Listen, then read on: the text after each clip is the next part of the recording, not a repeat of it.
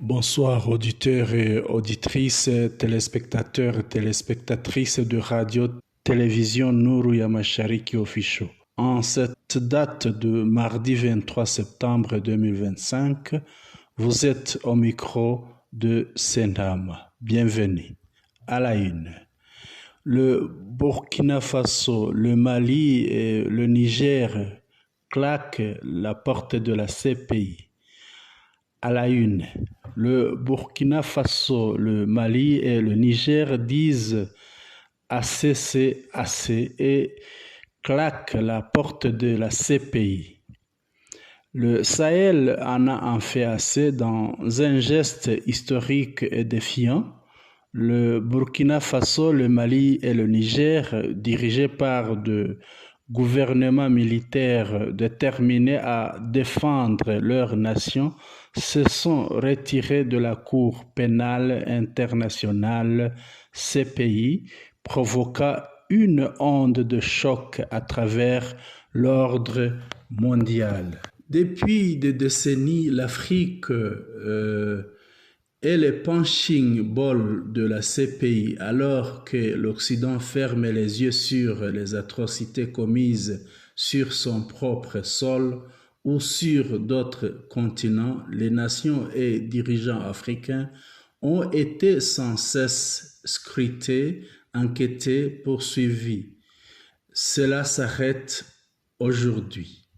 Ce n'est pas de la bureaucratie, c'est un rugissement de résistance, un rejet d'un système biaisé, un refus d'être traité comme une colonie sous le masque de la justice. En quittant la CPI, ces pays déclarent haut et fort: l'Afrique décide pour l'Afrique. Pourquoi le Sahel en a fini d'être ciblé? L'Afrique sous les feux. La CPI s'est disproportionnellement concentrée sur les dirigeants africains, tandis que l'Europe et l'Asie échappent aux sanctions. Les nations africaines portent le poids d'un système conçu pour humilier et contrôler. Souveraineté avant soumission. La justice de l'Afrique appartient aux Africains. Aucun tribunal lointain ne dictera notre destin. La sécurité d'abord. Avec les insurrections djihadistes, les coups d'État et les chaos qui balaient le Sahel, le gouvernement affirme que les enquêtes de la CPI déstabilisent des nations déjà en lutte pour leur survie. Protéger les citoyens n'est pas négociable. Rejet de la manipulation occidentale. Ce retrait est un doigt d'honneur audacieux aux puissances occidentales qui ont longtemps utilisé la CPI comme un outil pour faire pression sur les gouvernements africains. Assez d'ingérence. L'Afrique tracera sa propre voie. Solidarité régionale. En agissant ensemble, le Burkina Faso, le Mali et le Niger renforcent l'alliance des États du Sahel et lancent un avertissement.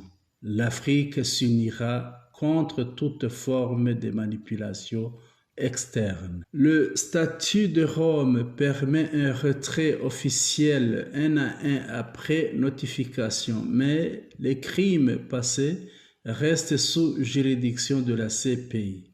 Cela signifie que la Cour pourrait tenter de poursuivre des affaires, mais sans la coopération de ces nations, l'application devient presque impossible. C'est une gifle aux puissances occidentales, aux organisations de défense des droits humains et à toute institution qui prétend à l'impartialité tout en ciblant l'Afrique de manière disproportionnelle. Les nations du Sahel ont tracé une ligne rouge.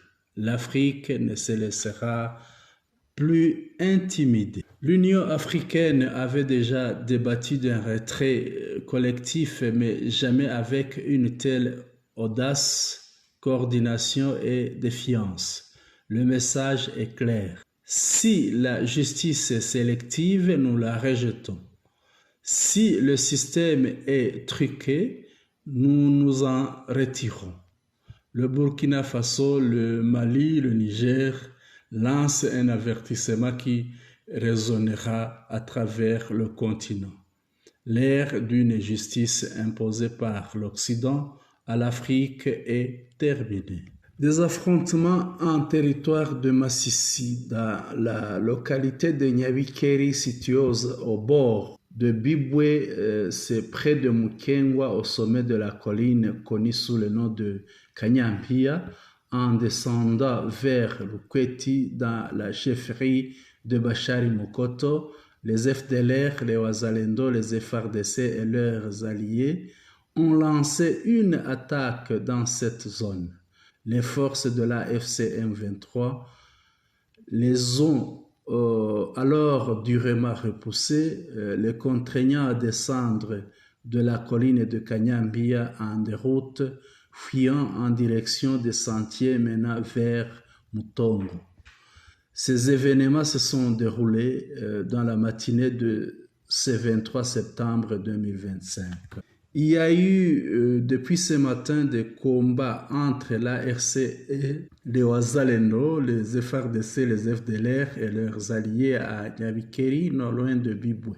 Nous sommes tous en déplacement et certains se cachent encore dans la forêt. Nous craignons d'être victimes de ces affrontements, explique un habitant local. Aucun bilan de ces affrontements n'était disponible au moment de la rédaction de ces bulletins d'information. Cependant, la situation reste maîtrisée par l'ARC dans les villages de Nyabikeri et de Mukengwa, ainsi que dans toute la région de Bibwe.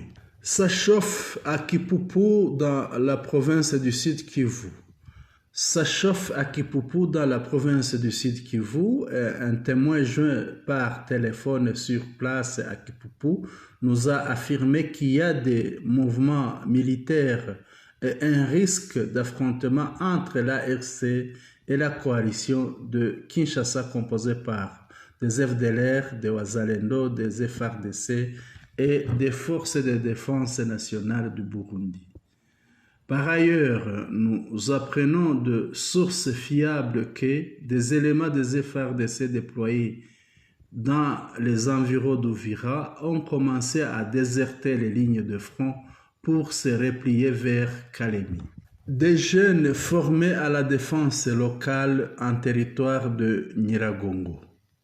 242 jeunes formés à la défense locale par l'AFC M23 ont démontré leur détermination à protéger les personnes et leurs biens au stade de Kibati.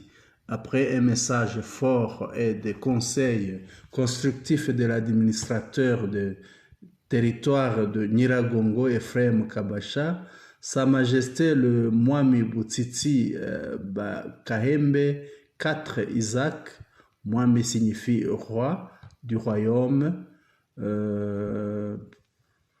c'est le roi du royaume de Bukumu, province du Nord Kivu, République démocratique du Congo, a appelé ces jeunes membres de la force de défense locale à se démarquer des exactions de l'ancien régime et à faire du service à la population congolaise leurs objectifs premiers, ainsi qu'à intervenir au plus vite en cas de problème.